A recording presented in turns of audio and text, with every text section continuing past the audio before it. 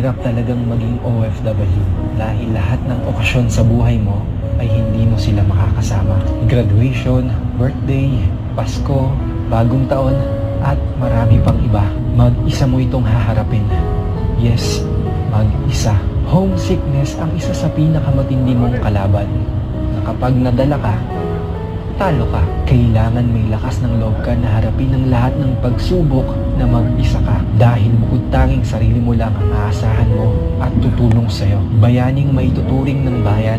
Pero bayani nga ba talaga? Nakakalungkot man isipin pero yan ang totoong realidad. Kapag naging OFW ka, marami kang matututunan. Matututo ka dito na maging malakas. Malakas na harapin ang lahat ng pagsubok sa buhay mo. Matututo ka din dito kung papaano magdesisyon sa sarili mong mga paa. Matututunan mo din makisalamuha sa iba't ibang klase at ugali ng tao. Magiging sinungaling ka rin. Dahil kahit malungkot ka at may hindi magandang nangyayari sa'yo, kailangan mong sabihin sa pamilya mo na okay ka lang para hindi na sila mag-alala. Gusto ko lang umuwi. Kasi nang-miss ko na yung pamilya ko. Tapos bigla akong naisip, paano ba kaya kayo? Ilang taon na magtitiis para sa pinirmahan na kontrata. Na pag natapos ilang buwan lang din naman silang makakasama. Linggo-linggo hanggang maaari, kung kaya makapagpadala. Walang araw na dumaan na hindi nyo sila naisip, di ba?